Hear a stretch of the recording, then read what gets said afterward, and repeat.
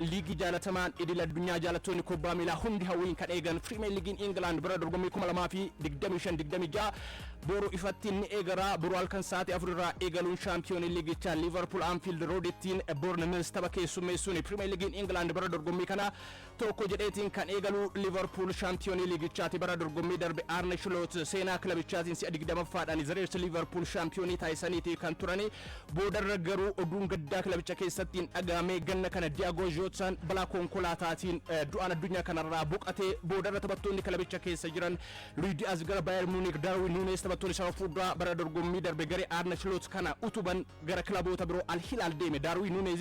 kana Trent Alexander-Arnold taphataa dargaggeessa akkaadaamii kilabichaa keessaa baheedha waancaa kilaboota addunyaatiin dura warra Los Blancos Real Madridiif kan mallatteesse garuu Liverpool calliseetiin hin teenne sanaan booda jijjiirraa irratti kilaboota si'oominaan ganna kana qooda fudhachaatiin turan keessaa tokko naannoo paawundii miliyoona 250tti ol baasaniitiin jiru jijjiirraa taphattootaa fi taphattoota qaxalee liigota garagaraa keessatti taphatan kan ofitti dabalatanii liigota Jarmaniitti irraa akkasumas Premier League England irraa taphattoota mallatteessifatan keessaa Florian Wirtz taphataa Bayer Leverkusen mallaqa guddaa itti baasanii taphataa kana mallatteessifatanii boodarra Hugo Ekitike akkasumas Milos Kerkez Bournemouth irraa akkasumas immoo Jerome Frimpong gareen Arne Slot dabalateetiin bara dorgommii kana shaampiyoonummaa kabaja isaa eegsifachuudhaaf fi morkachuudhaaf humna qabaachuusaa refaayinaansii isaa kan kilaboota birootii irratti agarsiise jenneetiin kaasuu dandeenya Liverpool yaa ta'uti taphoota michoomaa taphatee gahumsi mul'isaatiin ture taphoota gahumsa madaalliitiin yookaan immoo taphoota michoomaatiin mul'isaatiin ture Liverpool gaariidha kan ture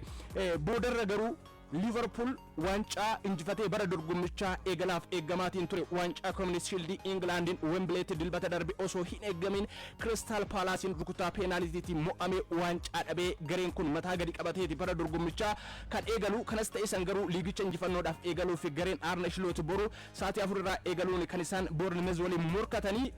Bournemouth Antonio Areolaan bara dorgommii darbe gareen isaan ijaaran liigichaan argineetiin jirraa kilaboota ciccimoo liigichaatiif qormaata kan turanii bara darbe qabxii 56 kilabiin kun kan saglaffaa qabateetiin kan xumure waggoota sadan darban walitti aansee kilaba liigicha keessa jiruudha Bournemouth kenna kana garuu taphattoota bara dorgommii darbe ciitii cimina kilabichaa turan hedduu dhabeetiin jira kanneen keessaa Dean Huijsen Real Madridittiin kan gurgure taphataa ittisaa taphataa qaxaleedha taphataan kun dargaggeessa Milos Kerkez taphataa biroo Liverpooltiin gurgureedha taphataan muuxannoo qabu Christian Norgard Arsenal irraa mallatteessifatan Bournemouth irraa kilabichi jijjiirraa taphattootaa irratti mallaqa guddaa baasee qooda fudhachuu baatus garuu taphattoota akkaadaamii kilabichaa keessa jiraniin qindaa'etiin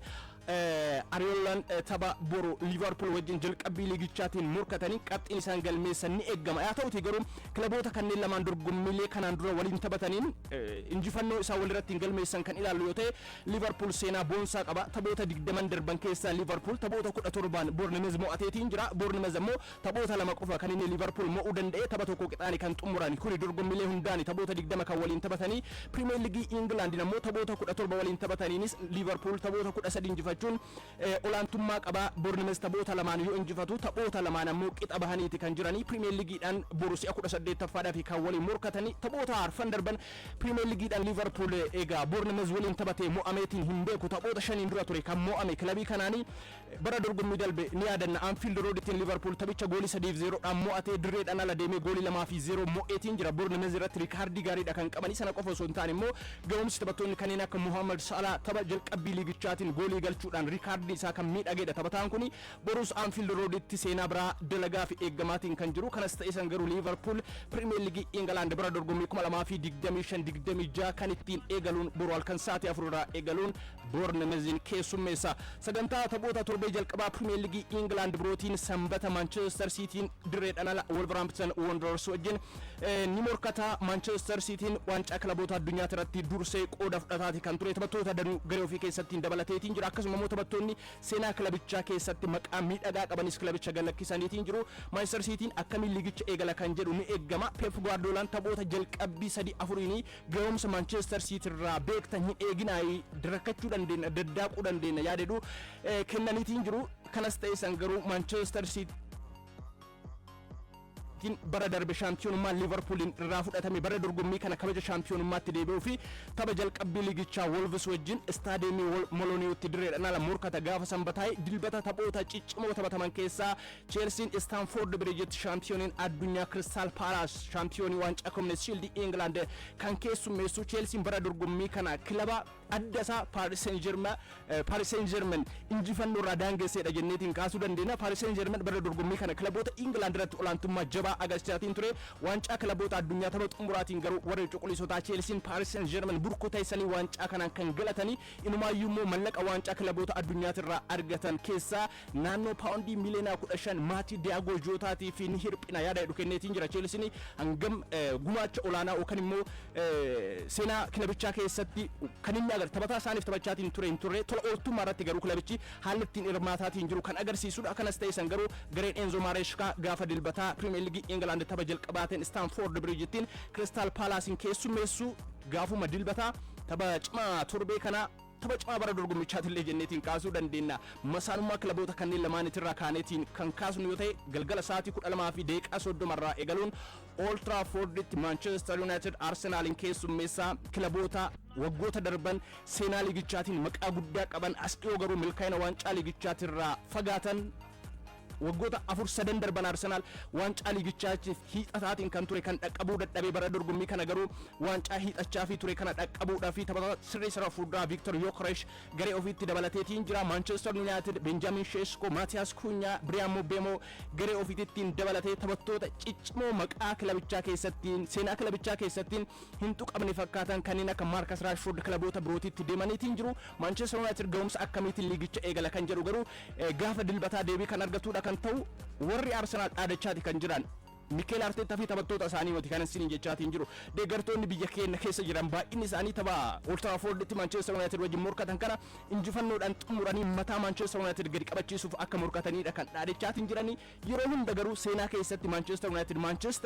Manchester United taphoota faallaa Arsenal wajjin taphatu irratti akkamittiin cimee akka dhiyaatu arginetiin jirra. Gaafa dilbataa seenaan biroo liigichaan mul'achuu danda'a. Arsenal direedhaan ala gara Old Traffordin deemee gaafa dilbataa liigicha injifannoodhaan Manchester United irrattiin eegaluu danda'amu. Manchester Uniteditu osoo angas mara jijjiirraa taphattootaa irratti qooda hin fudhateetiin jira mallaqa baaseetiin jira. Haa ta'uti garuu gita Arsenal wal bira qabneetiin kan ilaallu yoo ta'e akkasii moti Arsenal jalqabbii liigichaa akka jalaa fokkisu taasisamu kan jedhu gaafa dilbataa saa 12 fi daqiiqaa 30 irraa eegaluun deebii kan argatudha kan ta'u. Sagantaan Premier League England guutuu isaa burraa eegalee ni taphatama hanga wiixataatitti fufuudhani. Kanas ta'e san garuu taphni Manchester United fi Arsenal dilbata walitti fidu ni eegama. Odeeffannoo xumuraatan taasifadha. Cuunfaa tilmaama shaampiyoonummaa kennameen Liverpool shaampiyoonii liigichaa akka ta'u xiinxalli BBC Sport baase ni agarsiisa. BBC Sport cuunfaa tilmaama super computer akkasuma immoo artificial intelligence fi xiinxaltoota kubbaa miilaa 34 yeroo garagaraatti odeeffannoo kenna keessanillee isin biraan gaatiin turre taphattoonni kanneen akka Alan Shearer dabalatee hedduu isaanii tilmaama shaampiyoonummaa liigichaa kaa'ate kan turanii kilaba kana santu shaampiyoonii liigichaan taasisarkaan hanganaatiin xumuru jedhanii kan isaan xiinxalaatiin turanii sanaan alammoo super computer illee tilmaama kaa'atiin ture. Super computer qofa osoo hin taane artificial intelligence shaampiyoonii Premier League England bara dorgommii kana tilmaamaatiin ture. Cuunfaa tilmaamota super computer fi akkasuma artificial intelligence fi akkasuma kan xiinxaltoota kubbaa miilaa 34 walitti baasee BBC Sport cuunfaa xiinxala kanneen kaa'uudhaan Liverpool shaampiyoonii liigichaa akka ta'u agarsiiseetiin jira. Keessattuu immoo Liverpool qabxii 121 walitti qabatee liigichaan carraa shaampiyoonii ta'uu qaba yaada jedhuudha xiinxalli BBC Sport kun kan agarsiisu. Arsenal qabxii 90 sadarkaa lammaffaan xumura, Manchester City sadarkaa sadaffaa, Chelsea ammoo sadarkaa arfaffaan xumura jechuun cuunfaan tilmaama BBC Sport kun ni agarsiisa.